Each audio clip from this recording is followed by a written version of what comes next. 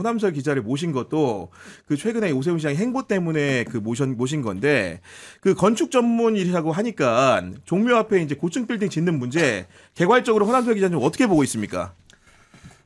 네. 그 오세훈 시장이 이거를 사실 생각해 보면요. 오세훈 시장에겐 이게 역사가 있잖아요.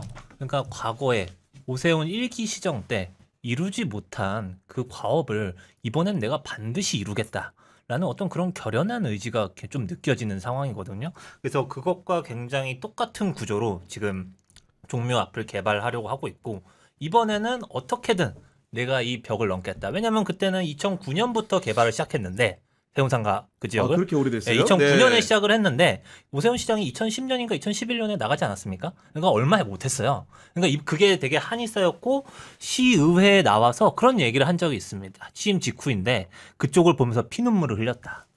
이제 그 피눈물을 좀 닦아내고 싶은 것 같아요. 그 정도의 지역이구나. 본인한테는. 네. 굉장히 꼭 그것을 굉장히 자기의 정치적 상징물로 만들고 싶어하는 그런 욕구가 강한 것 같습니다. 지금. 아니 그러면서 이제 그 어젠가요? 서울시의회 시정 질문 과정에서 그 가상 이미지도 공개를 했는데 그 가상 이미지 보고 허 기자는 좀 어떤 생각했습니까? 이게 지금 이번에 저는 뭐 사실 지금은 기자를 하고 있지만 이전에 건축사무소에서 좀 2년 정도 일을 맡은 직원으로서 했거든요. 근데 그런 경우에 보면 이런 가상 이미지를 만들어 달라는 주문이 종종 들어옵니다. 그렇군요. 네. 그러면은 뭐 협상을 이런 식으로 해요. 뭐 2천만 원 드릴 테니까 한 3장 뽑아주세요. 뭐 이러면은 사실 건축사무소 입장에서는 좀 입맛에 맞게 뽑아드리는 경향이 있거든요. 네. 이런 걸 보여주고 싶습니다. 라고 하면 근데 지금 비판을 받는 게 뭐냐면요. 오세훈 시장이 보여준 이미지를 보면은 굉장히 광각으로 이미지를 뽑았어요. 광각으로 뽑았다. 네. 그래서 뭔가 종묘 정전 안에서 볼 때 저 빌딩들이 별거 아닌 것처럼 보입니다. 저는 종묘에 한 일주일 전에 갔다 왔는데요. 실제로 그렇게 안 보여요. 그거보다는 훨씬 더 위압적으로 보일 거고 근데 마찬가지로 또 똑같이 비판을 해야 되는 게 그 문화재청, 국가유산청 쪽에서도 이제 이미지를 제시한 게 있는데 거긴 또 반대로 건물을 너무 위압적으로 그려놨어요. 또 근데 그 정도는 아닐 것이다. 라는 그 점은 좀 이 조감도 갖고 장난치는 거. 이거는 좀 우리가 좀 감안을 하면서 봐야 할 필요가 있는 것 같습니다. 거예요? 저는 장난을 친다고 생각합니다. 어느 정도로 봐야 돼요, 그러면은? 그 중간에 답이 있습니다. 국가유상청의 그 투시도와 돈 받은 데는 중간으로는 안 그리겠죠. 보니까. 오세훈 시장이 제시한 네. 투시도의 그 중간쯤의 느낌으로 우리가 그 건물을 종묘 안에서 보게 될 것이다. 오 시장이 제시한 투시도 또 문제가 뭔가 하면요. 다른 건물들의 평등성이 존재해요. 세운상가 용적률 그래 높여주면 그 나머지 있는 데를 그럼 그만이 그냥 있겠어요? 당연히 다. 나머지 건물들도 용적률 올려달라고 난리치죠. 그러니까 지금 세운상가 종묘 거기는 하면 안 되는데. 종묘 바로 앞에 지역이 지금 142m로 올려주겠다는 거니까요. 그럼 그 뒤에 지역은 더 먼 지역은 192m도 될 수 있는 그렇게 거거든요. 되는 거고요. 이게 얼마나 될지 몰라요. 근데 문제는 그 192m짜리 빌딩에 과연 무엇을 채울 것인가? 과연 우리나라 서울에 그 정도로 오피스 수요가 많이 필요한가? 뭐 약간 이런 점들에 대해서 좀 생각해 볼 필요는 있는 것 같습니다. 저는 뭐 이제 건축 전문가는 아닙니다만 문화에 대해서는 좀 인식이 있는 사람인데 종묘가 우리나라에서 최초로 유네스코 그 등록이 됐잖아요. 이유가 뭔지 아세요? 어떤 겁니까? 종묘는 전 세계 우리나라 하나밖에 없어요. 유일무이한 거구나. 유일무이하게 전 왕조를 거쳐 가지고 신주를 모시는 이 규격화된 사당이죠, 그죠? 그걸 갖고 있는 나라가 우리나라밖에 없어요. 전 세계 딱 하나 있는 거예요. 그렇기 때문에 궁궐과 다르게 제일 먼저 유네스코에서 등록해 준 거예요. 거기에 또 하나 특징적인 게 얼마 전에 김병민 부시장이었나? 그분이 나와서 얘기도 하더라고요. 종묘 제례학이 남아있는 것이 바로 유네스코 세계문화유산에 등재된 이유다라고 하는데 무형이 같이 가는 거예요. 정말 그게. 중요한 겁니다. 종묘 제례학이라는 거는 정말 일제시대에도 그 종묘 제례학을 하셨던 분들이 악보를 어떻게든 지켜가면서 외워가면서 그거를 남긴 유산이거든요. 그래서 어떻게 보면은 종묘라는 그 정전 자체가 종묘 제례학을 하면서 어떻게 보면은 아레나예요, 하나의. 아레나. 네. 그러니까 종묘 제례학을 위한 무대입니다. 무대인 거구나. 네. 그러니까 그 무대에 우리가 무대 설계를 되게 정교하게 하지 않습니까? 음향도 생각하고 주변의 분위기도 생각하고. 근데 그 무대에 갑자기 142m짜리 빌딩이 저렇게 위압적으로 딱 보이는 겁니다. 약간 그런 것도 좀 생각해야 되지 않을까. 우리가 저기 사극에 보면 종묘와 사직을 보존해야 됩니다라고 하잖아요. 그 이야기가 뭔가면 우리 한반도 땅에서 문명, 이 활자를 통한 문명이라는 것이 만들어진 이후에 이 조상의 신주를 모시는 거예요. 전쟁남 저거 가지고 또 토꼈단 말이에요. 옛날에 쉽게 말하면 우리 역사가 거기 압축돼 있다는 그런 뜻이에요. 아니, 그냥 유물이 아니에요. 저기가. 종묘를 뭐 파가지고 거기를 개발하자는 것도 아니고 종묘 밖에 그 슬럼화되고 허름하고 위험한 지역을 개발하자는 건데 그 종묘 제약이 거기서 왜 나와요? 그러니까 예를 들면은 종묘가 세계문화유산으로 선정이 된 게 그 종묘 안에서 바깥을 바라보는 그 광경 때문에 된 겁니까? 그건 아니잖아요. 근데 세계 그 유네스코에서 제외하겠다고 하잖아요. 문제는. 그러니까 거기 안에 있는 우리 종묘 제례 그리고 거기 있는 위패들 그리고 거기서 제사 지내고 이런 것들에 대한 전통 이런 것들을 보고 한 거잖아요. 이게 유네스코가 네. 과거하고 다른 게요. 네. 문화만 보는 것이 아니라 네. 환경과 사회적 조건 이런 것까지 같이 본다는 그럼 선정론은 어떻게 해석해요? 선정론 지금 강남 한복판에 있는데 거기서 다 보면은 다 그냥 고층 빌딩만 보이는데 그거 다 그거는 포기버려요? 선정론뿐만이 하나로 된 게 아니라 조선 왕실 릉 전체를 내서 한꺼번에 통으로 된 거고요. 종묘는 그 차이가 있어요. 아니 그러면은 지금 똑같은 얘기라면 그리고 선정릉은 요거는 이제 따져봐요. 선정릉은 이미 거기에 대해서 지정될 때 기존에 있던 건물들이 있는 거예요.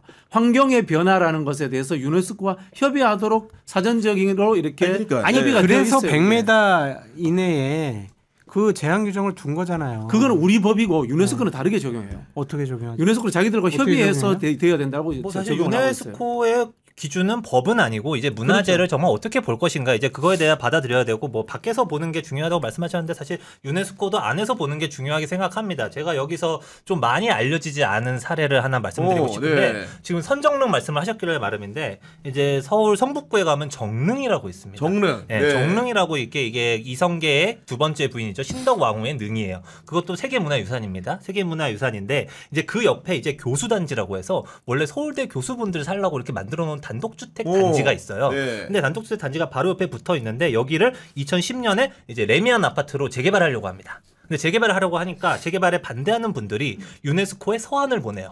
이런 일이 일어나고 있습니다. 정릉의 경관이 망가질 수 있어요. 라고 하니까 유네스코 측이 서한을 다시 보내서 당신들의 문제의식에 공감한다. 라고 이렇게 이미 답변한 사례가 있습니다. 아, 그렇구나. 네. 그리고 하지 유네스코 말라는 건 세계문화유산을 아니죠. 지정할 때도 안에서 보는 경관 문제에 대해서 굉장히 고민을 해서 얘기를 하고요. 그리고 이미 뭐 종묘라든지 정릉을 지정할 때도 안에서 볼 때 경관이 훼손되지 않도록 이 개발 문제에 좀 신경을 썼으면 좋겠다라는 조언을 하고 뭐 실제로 2009년에도 그 종묘 앞을 개발하려고 할 때 그 50m, 70m 지금 현재 높이가 괜히 설정된 게 아닙니다. 그게 유네스코의 자문기구 이코모스라고 있는데요. 이코모스에서 권고안이 권고한 있는 거야? 안을 네. 서울시가 수용해서 그렇게 한 거거든요. 그 네. 종묘 안에서 보면은 높은 빌딩이 하나도 안 보여요?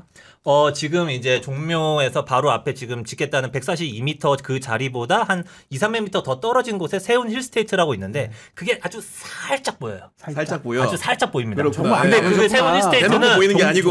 세운 네. 힐스테이트는 그 종묘 진짜 좋아. 네. 숲이 우거져가지고. 좋죠. 세운 정말 힐스테이트는 옛날에 높이가 90m밖에 안 돼요. 그러니까 10m 김건희가 보는데도 갖기도 살짝 좋으니까. 보이니까 네. 142m인데 훨씬 거리가 가깝기 때문에 그거는 훨씬 더 위압적으로 보이긴 할 겁니다. 근데 네. 어쨌든 100m 바깥에서 그 건물을 짓겠다는 거니까 현재 규정상은 그것은 지을 수 있는 거잖아요. 뭐 법적인 논쟁을 하면은 사실 이제 대법원도 이제 판결을 했듯이 이제 협의할 이유도 없고 서울시가 협의할 이유도 없고 하긴 한데 이제 문화재에 대한 보존 문제 이제 뭐 후손들에게 이거 어떻게 남겨줄 것인가 이런 문제도 좀 있고요. 아니 그러니까 그게 종묘의 뭐 담벼락을 어느 정도 또 허물고 새로 짓고 막 이런 것들이 아니라 그 전통 문화와 또 우리 현대인들이 살아나가야 될 공간들이 있는 거잖아요. 근데 그런 것들을 조화롭게 해야지 무조건 또 안 된다고 하는 것도 무리가 있지 않나. 아니 근데 혹자는 이런 얘기하죠. 일본 사례를 얘기하면서 그 도쿄역하고 황거 일왕에 거쳐 있잖아요. 그렇게 얘기하면서 그 마루노우치 지역이라는 데 보면은 고층 빌딩이 많이 있지 않냐. 이런 식으로 이렇게 이제 뭔가 지을 수 있는 게 아니냐 이런 얘기하는 분들도 있는데 거기에 대해서 허남설 기자는 어떻게 생각합니까? 주로 경제 신문들에서 그렇게 많이 보도를 하고 있는데요. 이제 마루노우치라는 게 이제 일왕이 사는 궁전이 그 황거라는 게 황거, 일왕이 예. 사는 궁전이고 그 앞에 마루노우치라는 중심 업무지구가 있고요. 이게 우리나라로 따지면 여의도와 비슷한 지역입니다. 지금 뭐 게이오 대학이나 도쿄 대학 나오는 친구들한테 물어보면은 나 마루노우치에서 일하고 싶어요라고 무조건 그렇게 얘기를 할 겁니다. 얘기를 할 건데 근데 여기도 보면요. 일단은 그 비유가 잘못된 게요. 비교가 황거는요 세계 문화유산이 아니에요. 거기는 2차 대세계대전 때 다 초토화가 됐거든요. 그렇기 때문에 남아있는 게 없구나. 안에 들어가면 별거 없습니다. 별거 없고요. 숲만 근데- 우거져 있어요. 네. 그리고 이제 그게 다르고 두 번째는요. 그런 황거라고 해도 거기서 제일 가까이 면한 마루노우치의 건물들은 100m밖에 안 됩니다. 높이가 네, 거기서 멀어질수록 조금씩 높여서 나중엔 180m가 되고 그런 것들이 있어요. 그러니까 거기도 나름의 규율을 갖고 가는 곳입니다. 이게 오 시장님의 장깨인 게요. 쉽게 말하면 이겁니다. 과거에 황궁 옆에다가 지었던 것과 앞으로 짓자라는 것에 차이가 있다는 것에 대해서 인식을 해야 되는 거예요. 개발 독재 시대와 경제적 동물의 시대에는 짓는 거예요. 다 졌지 그냥. 그때 우리가 유산이 어디 있었어. 살기 바쁜데. 지금 먹고 살만하고 역사도 되돌아봐야 되고 인간의 참된 삶이란 무엇인가도 따져봐야 되는 이 시대에서는 문화적 가치가 더 높아지는 거예요. 그러면 경제성이 조금 뒤로 물러나는 거예요. 이런 시대적인 상황으로서 봐야 되는 거지. 과거에 지었으니까 지금도 또 지어야 돼. 이렇게 생각하면은 역사가 발전하지 않는 거예요. 개발하지 말고 그냥 그대로 둬요. 아니 거기 어느 정도 유명하게? 개발을 하되 그것에 이 균형감을 떨어뜨려야 된다는 거죠. 근데 지금 정부에서 하는 거는 뭐 법을 바꿔서라도 뭐 우리가 그건 무조건 맞겠다. 맞겠다, 이렇게 얘기를 하고 있잖아요. 그러니까 그러한 접근이 맞는 것이냐. 근데 제가 봤을 때 그래서 이게 오세훈 시장 측의 누군가의 잔꾀라는 것이 이게 오 시장 임기 중에 시작하지도 않아요. 못하지. 그리고 정부가 법 바꾸면 못 만들어요. 그럼 왜 이슈로 만드느냐. 부동산 이슈 만들고 싶다라는 아무리 오 시장의 정치적인 접근인 것이다. 정치적 접근. 네. 그다음에 아까 오 시장의 오랜 수건이었다는 게 그 지역이 뭔가 이른바 스윙보트예요. 서울에서 스윙보트 지역이란 말이에요. 아. 강남에서는 이기고 강북에서는 지는데 이 중간지대에서 스윙보트 하는데 여기에 바벨탑 같은 상징 조작 하나 쫙 올려가지고 이명박이 청계천에서 무슨 이기듯이 바벨탑이야. 바벨탑이지 그게 구도심에 올라가면 그런 정치적 상징 조작을 하나 하고 싶은 그렇게 거예요. 생각할 수도 그러한 있구나. 정치적인 판단과 정치적인 생각이 더 낫지 주술적인 판단보다 주술적인 판단은 뭐 주술적인 옳지 않은 것 거는 같아요. 아니고. 김민석 총리가 그랬잖아요. 기가 눌린다고 답답하다고. 뭐 그건 난 잘 모르겠어요. 모르겠는데 모른다 그러면 어떡해. 그러면 아니, 근데 저 하나만 더 해도 됩니까? 얘기하시죠. 네, 예. 이게 뭐 개발과 뭐 보존의 균형 말씀하셔서 말인데 그 균형을 찾는 방법이 분명히 나와 있습니다. 네. 오세훈 시장이요. 녹지축을 포기하면 돼요. 아 녹지축을 포기하면 녹지축을 된다. 포기하면 됩니다. 그러니까 지금 세운상가부터 진양상가까지 이 길다란 상가를 다 허물어서 거기를 녹지축으로 만드는데 이 녹지축을 만드는데 이제 돈이 들어갈 거 아닙니까? 그리고 지금 그 상가들에 굉장히 세입자나 토지주들이 많거든요. 보상 문제가 걸려 있습니다. 거기에 들어가는 돈이 지금 1조가 넘어요. 그러니까 그 돈을 어디서 발생을 시키느냐라고 하면은 여기에 그 이웃한 곳에 용적률을 올려주면서 다 당신들에게 이만큼 이익을 줬으니까 여기 보상 비용에 필요한 돈을 내. 약간 이런 식으로 지금 사업 구조가 설계돼 있거든요. 그렇구나. 그러니까 요 보상비나 이런 것들을 이쪽에 부담시키지 않고 그 이쪽 녹지축을 그냥 건물로 세우면 됩니다. 거기도 똑같이 건물로 세우면은 사실 이 더 이상 개발 높이를 높여줄 이유가 없어요. 없기 때문에 청계천 개발을 반대했던 그런 논리들과 비슷하지 않느냐. 주민들에게 서울 시민들에게 어떤 산책할 수 있는 휴식할 수 있는 공간을 마련해 주겠다라는 행정가의 판단이 있는 거잖아요.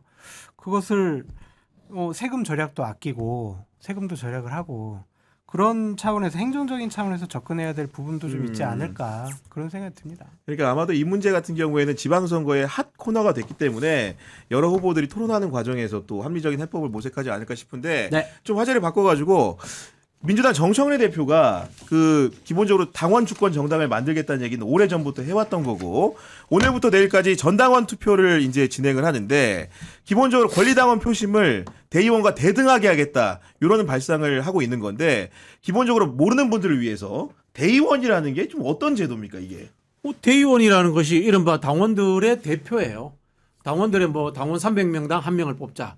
뭐라든가 이렇게 대표를 뽑아서 보통 이 전국 단위 대의원이 한 개 지구당에 80명 정도 됩니다. 80명 정도. 80명 정도 됩니다. 그렇게 하는데 문제는 뭐냐면은 이 대의원을 당원들이 선출하는 것이 아니고 지역위원장이 꼽아버려요. 아 자기 가까운 사람 위주로. 네, 왜냐하면 당원 투표가 지역구 단위에서 잘 안 이루어져요. 그러다 보니 이게 알고 보면 대의원이 아닌 거야. 대의원이 아니고 지역위원장의 홍위병인 거야. 아 그런 문제가 그러니까 또 문제인 있구나. 거죠. 사실 대의원이 나쁜 게 아니에요. 당원들이 뽑는다면. 노무현 정부 열린우리당 시절에는 당원들이 대의원을 뽑았어요. 근데 지금은 그렇지 않단 말이에요. 그러다 보니까 이 사람들이 당원들보다 많은 투표권을 가지는 것이 문제가 있다라는 이야기고요. 이거는 근본적인 출발인 게 우리가 대통령 뽑는데 국회의원은 500표 주고 그럼 일반 국민은 한 표 줍니까? 아 전혀 그런 게 아니고. 이거는 민주당의 대통령 당대표 경선 룰 자체가 엉터리예요. 간선제와 직선제가 같은 층위에 존재하는 거예요. 이거 말이 안 되는 거야. 그래서 저는 이게 애초에 바꿔야 된다라는 말씀을 드렸고요. 다만 정당의 엘리트 충원 구조라든가 그다음에 정당에서 훈련과 교육을 통해서 중간 허리를 만들어 줘야 된다는 측면에서의 대의원이라든가 또는 활동가 조직은 필요하다. 그 말씀 정도는 드리겠습니다. 아니 근데 그 일부 이제 민주당 국회의원들조차도 기자들하고 말하는 과정에서 보면은 그 비율이 1대1로 하는 거에 대해서 굉장히 과격하다 어떻게 해서 일부가 있고 그런 얘기들 근거로는 대의원이 생각보다 이것저것 하는 역할이 많다. 예를 들면은 무슨 당에서 중요한 행사가 있을 때 여러 가지 뭐 동원 구조 같은 것들에서 주요한 역할들이 있기 때문에 그 사람들한테 그런 권한을 주지 않는다면 그런 책임도 우리가 지울 수가 없는 게 아니냐. 그리고 주면 이런 돼요. 식의 변소를 하는 사람들이 있어요. 그러니까 쉽게 말씀드리는 네. 거예요.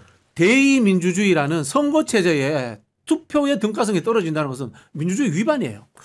여기 있으면 안 돼요. 다만 대의원을 하면은 공직 후보자 출마할 때 가산점 10% 줄까? 아 그렇구나. 그죠? 네. 그다음에 당직 인선할 때 몇 퍼센트 뭐 준다. 정책 결정권에 뭐 준다. 이렇게 할 수 있고 또 예를 들자면 민주당 같은 경우 컷오프 제도가 있어요. 경선 후보가 많을 때 컷오프 할 때는 대의원으로 컷오프하고 본선 투표할 때는 전당원으로 하고 이렇게 또 하면 돼요. 제일 엉터리는 뭔가 하면은 간선과 직선이 섞여 있는 거 이거는 말도 안 되는 제도예요. 엉터리 제도예요. 이해가 안 됐어요. 국민의힘은 예전부터 그냥 대의원도 한 표, 똑같아요. 원래 당원도 한 표 국민의힘 똑같아요. 이러거든요. 몰랐네. 예. 그런데 민주당은 이거를 뭐 산출을 하길래 왜 저러나 좀 이해가 되지 않은 부분인데 역시 정청래 대표가 일을 잘하시는군요. 역시 특수관계야. 잘한다는 걸 잘한다고 해야지 이걸 못한다고 해요. 그럴까요? 아니 아마도 잘하고 이제 계십니다. 정청래 대표가 잘하고 계시다. 아마도 이제 어제 오늘 투표를 하면은 거의 100만 명 넘는 분들 굉장히 큰 규모의 투표인단 선거인단이 돼 있는 거고 투표 결과는 제가 관측건데 당연히 이제 그 등가성을 그렇죠. 줘야 된다는 의견이 우세할 것 같은데 일각에서는 또 이제 그 정치적인 해석을 낳는 부분은 지방선거도 있고 그다음 당대표 선거도 있으니까 너무 자기중심적인 게 아니냐라는 지적이 거기에 대해서 어떻게 생각하십니까? 아닙니다. 그렇지 않습니다. 이거는 네. 원칙적으로 맞다고 생각하고요. 다만 우리 지금 뭐 국민의힘도 그런 방향이 흘러가고 있습니다만은 당원 중심의 정당이라는 것이 당원을 주인으로 만드는 것이 아니라 동원의 대상으로 만들지 않았나라는 반성을 해봐야 됩니다. 교육과 훈련의 기회, 당원들이 합리적으로 판단할 수 있는 토론과 수기의 기회 이런 것들을 만들어줬느냐. 그냥 이름도 모르는 사람들 경력 몇 줄 적어서 틱 던져놓고는 여기에 대해서 판단해라 선택해라. 이렇게 했다라는 저는 비판을 분명히 받아야 된다. 그런 측면에서 민주적 절차는 당원 민주주의적으로 가되 그다음에 토론과 수기할 수 있는 그런 기관들을 충분히 보장해주는 하나의 또 다른 이 보완적 제도도 만들어야 됩니다. 근데 민주당 같은 경우에는 지금 당원 숫자가 좀 어마어마한 거잖아요. 그런 상황에서 이제 보면은 정말로 이제 앞으로 선거 그 쉽게 선출직 공직자를 뽑는 문제 같은 경우에는 정말로 당심이라는 게 정말 당원의 민심 이렇게 될 가능성이 높아 보일 것 같아요. 앞으로는. 그렇죠. 그러니까 네. 제가 말씀드린 것처럼 이 당원이 선동이라든가 어떤 뭐 이상한 유튜브들의 가짜 뉴스에서 흔들리는 것이 아니고 합리적 판단할 수 있도록 교육도 시키고 훈련도 시키고 그다음에 뽑을 때는 토론도 여러 번 해가지고 누가 진정으로 잘하는가 이런 것들도 밝혀진 다음에 선택할 수 있도록 과정을 풍부하게 해줘야 돼요. 그냥 단순하게 너 투표권 다 줬으니까 끝이야. 이게 끝이 아니에요. 우리가 87년 체제가 직선제했다고 끝난 게 아니지 않습니까? 그 이후에 다양한 민주적 제도와 절차를 만들어야 되는 거잖아요. 네. 아까 제가 못 물어봤던 게 우리가 통상적인 논법으로 서울시가 대법원의 소송을 통해 이겼다고 하는데 네. 명목상으로 이겼다. 이게 맞는 겁니까 아닙니까? 뭐 이긴 건 이긴 건데요. 이제 사실 그 점을 봐야 됩니다. 대법원은 이제 말 그대로 그 법조항과 하위 조례에 이제 체계 자구를 심사한 거 아닙니까? 체계 자구에 대한 판단을 내린 거고 이 종묘 재개발 종묘 앞에 대한 재개발 그 문제는 사실 우리가 법적인 테두리를 넘어서 이제 뭐 문화재적인 가치 뭐 이런 인문학적인 토론 이런 바탕에서 실현이 돼야 되는 것인데 지금 사실 언론들이 그렇게 보도하는 게 있어요. 대법원이 종묘 앞 재개발에 손을 들었다. 그러니까 이 프레임이 저는 좀 잘못됐다고 생각을 하고요. 그렇게 사고하면 안 된다고 생각을 합니다. 종묘 앞 재개발은 종묘 앞 재개발이고 법은 법이고 지금 어쨌든 간에 그 취소가 된 조례가 이제 보호구역 밖에 있더라도 서울시가 항상 국가유산청과 협의해라라는 조항인데 결국엔 지금 협의하게 되지 않았습니까? 그러니까요. 네, 협의 네. 항상 해야죠. 네. 아니 그리고 저는 그리고 우리 평론가님 말이 굉장히 와닿았던 게 정말 문화유산이라는 것을 지금 우리가 그 산업화 쉽게 근대화를 향해 달려가는 나라가 아니잖아요. 뭔가 좀 정착된 상황에서 이것저것을 고민해 봐야 될 선진국으로서 대한민국인데 이게 아직도 개발시대 논리에 입각을 해가지고 모든 걸 다 이렇게 보는 게 전 너무 안타까운 것 같아요. 근데 이게 제가 봤을 때 오 시장이 그거 노린 거예요. 그런 식의 자기 지지층 결집 그다음에 이 민주당의 부동산 정책 용적률 문제 요거 이제 딱 짬뽕 시킨 건데 제가 보기에는 그냥 오세훈 시장은 명태균 때문에 출마 못할 것이다.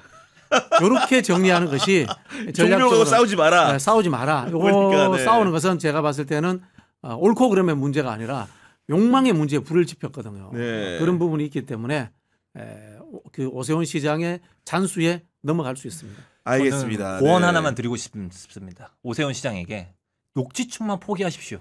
그러면 개발의 길이 열립니다. 그 말씀을 꼭 드리고 싶습니다. 아니 그리고 전 스윙부터 아까 얘기해 주셨는데 실제로 종로구 같은 경우가 진짜 여야가 왔다 갔다 하는 동네잖아요. 종로, 중구 뭐 강북에서는 그런 게 사실은 아닙니까? 드물게 네네네. 그런 상황을 노렸다는 생각을 제가 못했거든요. 네네네. 아 그런 걸 노리고 이제 실제로 네. 선거의 샘수로 활용도 하고 있다. 당연히 그렇게 생각하죠. 네. 정치인들은. 네. 알겠습니다.